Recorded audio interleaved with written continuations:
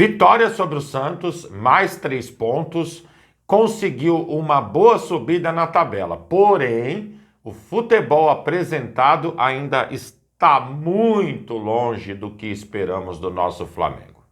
Fala galera rubro-negra, estamos chegando com mais um vídeo aqui no canal Camisa 10 da Nação.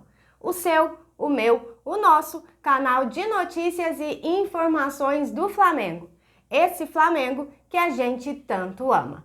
Mas antes de começarmos com as notícias, gostaríamos de pedir a você que acompanha o nosso canal e ainda não é inscrito, para se inscrever aqui embaixo no botão vermelho, ativar o sino da notificação, porque assim, sempre que postarmos um vídeo novo, você será notificado e, claro, deixar também o seu like e o seu comentário, porque isso ajuda demais o nosso trabalho e é muito importante para nós. E como sempre dizemos, É rapidinho.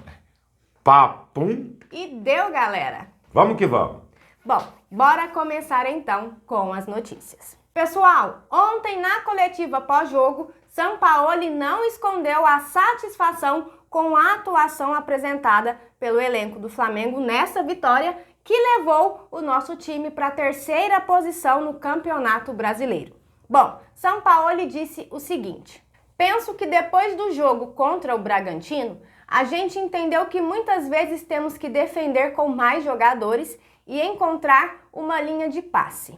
Hoje o jogo entrou, foi uma evolução. Foi um dos melhores times com a bola. Encontramos espaços, enquanto em outras partidas, rendimentos individuais fez com que ganhássemos. Já nesse jogo, o time ganhou como treinou. Bom, essa declaração de Sampaoli, confesso a vocês que me assustou um pouco.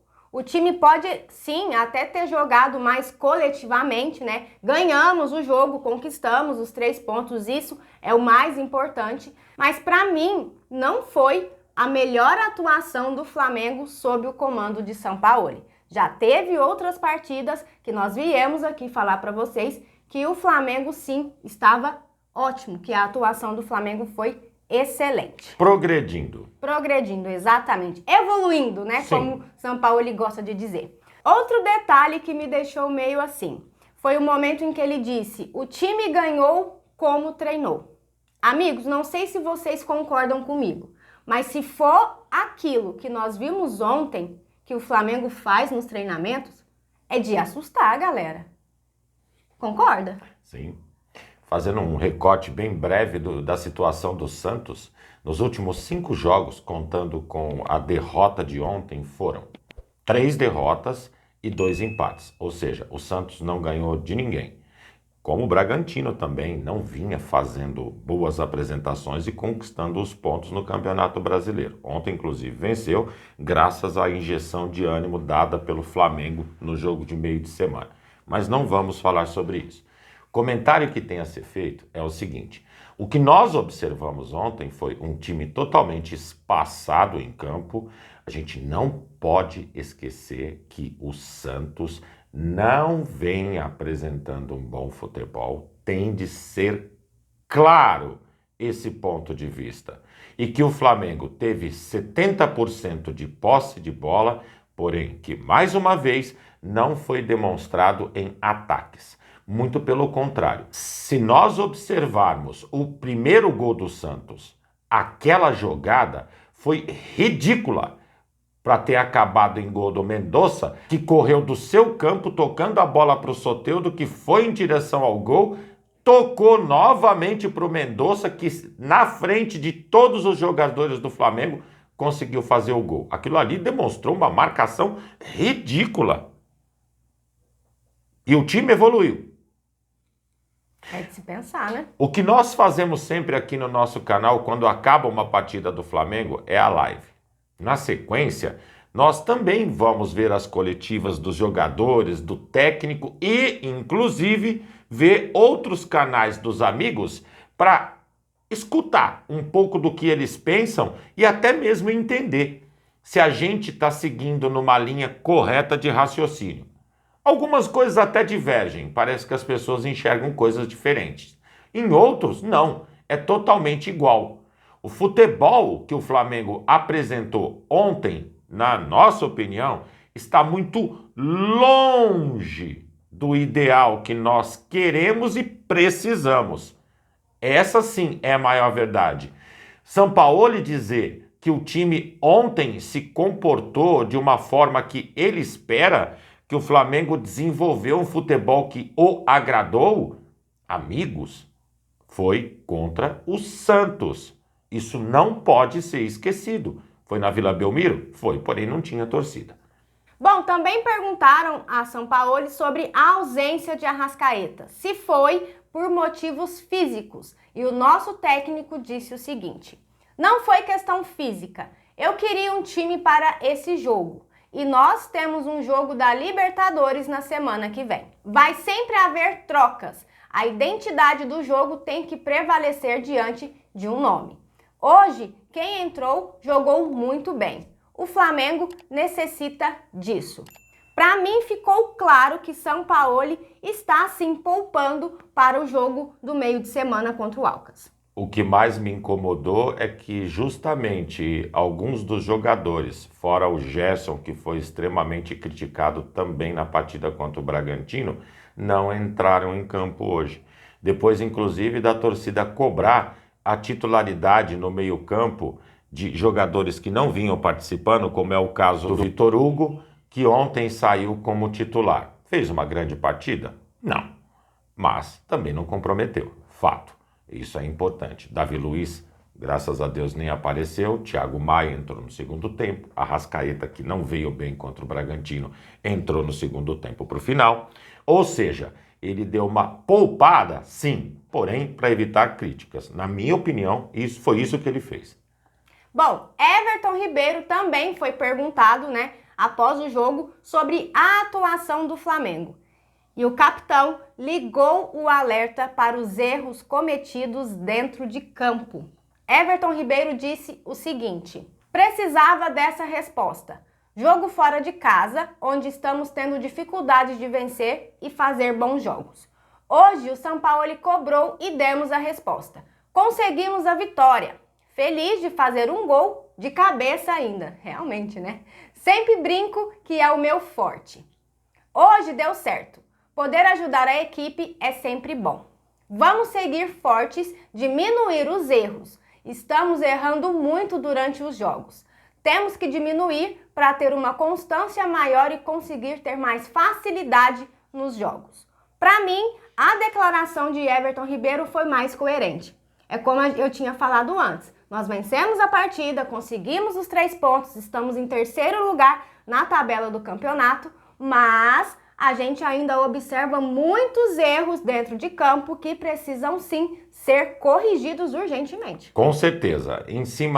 Antes de tocar no tema, eu só queria fazer uma observação. Os amigos devem ter notado que na zona mista as entrevistas dos jogadores do Flamengo foi dado com blusões. Isso porque o pet que estava estampado na camiseta do Flamengo se referia ao pet de conquista de campeão do Campeonato Brasileiro de 2022, que acredito vocês devam se recordar que quem ganhou esse título foi o Palmeiras. Eu não entendo como uma parte de marketing de futebol do Flamengo, que cuida da imagem dos jogadores do clube, conseguem cometer um erro tão absurdo como esse. Colocar um pet errado? Gente, que fase! Eu acredito que jamais eles colocariam um patrocinador errado, Pô, Sim. Vamos acordar, galera. Isso não pode acontecer. Erros básicos.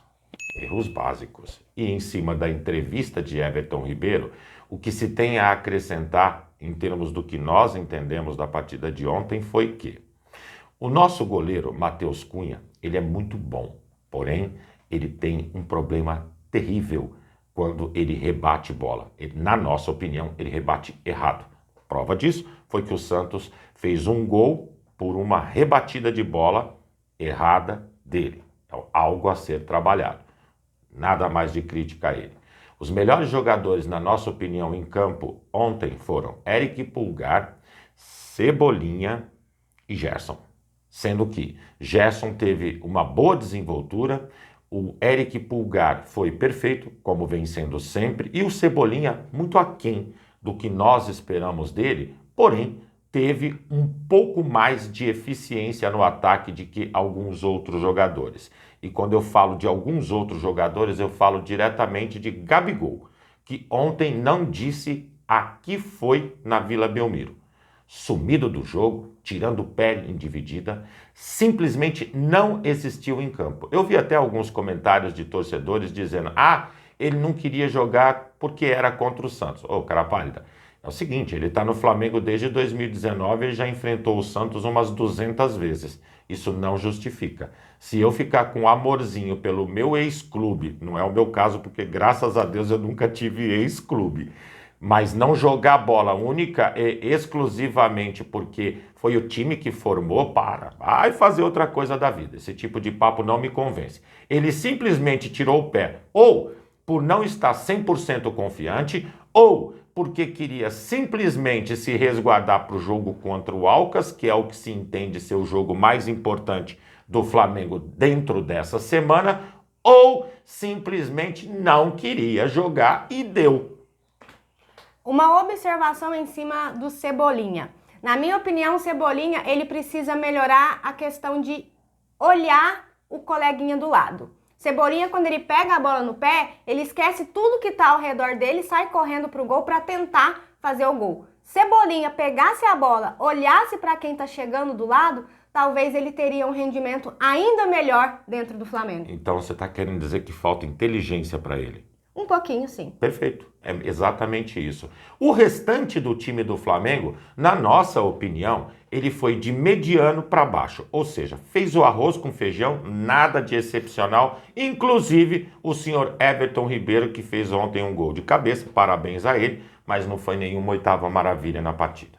Continuando com as notícias, acredito que todos os amigos rubro-negros devam se lembrar de Rodrigo Muniz. O Flamengo negociou esse jogador com o Fulham, da Inglaterra, que, por sua vez, o emprestou ao Middlesbrough, também da Inglaterra, e agora um time do Brasil aparece possivelmente contratando o jogador ainda para essa temporada. De quem eu falo? Galo Garnizé. Fazia parte também dos planos de contratação do Grêmio. Porém, a coisa não foi adiante. Mas o Galo Garnizé está em ritmo acelerado para a contratação do atacante ex-cria da base. Bom, galera, e após o fim da 12ª rodada do Campeonato Brasileiro, a classificação nesse momento está assim. Em primeiro lugar, isolado lá na frente, está o Botafogo com 30 pontos. Em segundo, o Grêmio com 23. Em terceiro, o Flamengo com 22. Em quarto, Palmeiras com 22. E porcada! Em quinto, Fluminense com 21. Em sexto, Internacional com 20. Em sétimo, Bragantino com 20. Em oitavo, Fortaleza com 20. Em nono, Atlético Paranaense com 19. Em décimo, Atlético Mineiro também com 19 pontos. Virando a tabela, temos 11º, São Paulo com 18. 12º, Cruzeiro, com 17. 13º, Santos, com 13 pontos. 14º, Bahia, com 12. 15º, Corinthians, 12 pontos. 16º, Cuiabá, 12 pontos. 17º, Goiás, 11 pontos. 18º, América Mineiro, 8 pontos. 19º, temos quem? O Vasquinho. O Vasco da Gama, com 6 pontos. E em 20º, o Coritiba, que ainda continua com 4 pontos. Um detalhe me chama a atenção na classificação do Campeonato Brasileiro. O Vasquinho e o Coritiba, eles estão em desabalada carreira seguindo a Série B. É incrível como rodada após rodada eles se isolam na última e penúltima colocação. Que fase, hein, gente? Que fase, meu Deus! Bom, galera, e essas eram as notícias que tínhamos para vocês agora pela manhã. Lembrando, você que é novo no canal e ainda não é inscrito, dá uma forcinha pra gente, botão aqui embaixo, já se inscreve, deixa o seu like, o seu comentário, compartilhem pra geral, porque vocês sabem... Juntos somos mais fortes. Muito mais fortes. E galera, só um detalhe, nós estamos há uma semana e meia de 3 jogos importantíssimos. Alcas no meio de semana, Fortaleza no fim de semana, que para mim é uma prova de fogo para o Flamengo, porque o Fortaleza vem jogando e muito bem, e Atlético Paranaense pela Copa do Brasil. Ou seja, semana de decisões e jogos importantes para o nosso Mengão. As coisas têm que começar a acontecer. Pessoal, fiquem bem, uma excelente semana a todos vocês. Um grande abraço, nos vemos à tarde. Tchau, tchau, galera!